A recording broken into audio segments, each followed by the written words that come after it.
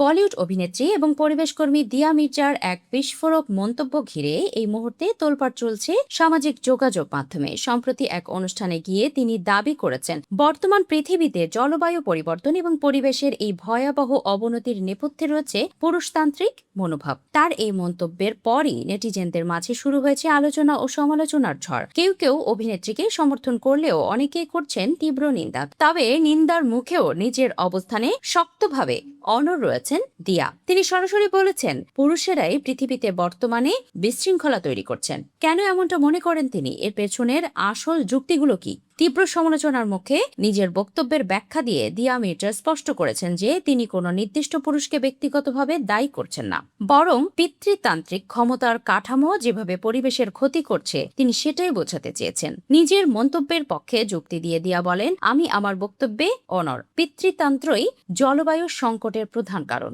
শতাব্দীর পর শতাব্দী ধরে পিতৃতান্ত্রিক ব্যবস্থার কারণে কিছু মানুষের হাতেই সমস্ত ক্ষমতা কুক্ষিগত থেকেছে। তারা প্রকৃতির যত্ন নেওয়ার বদলে কেবল সম্পদ শোষণ করেছে এবং প্রকৃতিকে রক্ষার পরিবর্তে কেবল ব্যবহারের বস্তু বা পণ্য হিসেবে দেখেছে। দিয়া মির্জা একটি গভীর তুলনামূলক বিশ্লেষণ দাঁড় করিয়েছেন। তার মতে, পিতৃতান্ত্রিক সমাজে নারীদের সাথে যেভাবে পণ্য বা ব্যবহারের সামগ্রীর মতো আচরণ করা হয়, ঠিক একইভাবে আমাদের বন, জঙ্গল, নদী ও সমুদ্রকেও কেবল পণ্য হিসেবে ব্যবহার করা হচ্ছে। তিনি আরো জানান, যারা প্রকৃতি রক্ষা এবং নারীর অধিকারের পক্ষে কথা বলেন তাদের কণ্ঠস্বরকে দাবিয়ে রাখাও এই ব্যবস্থারই অংশ।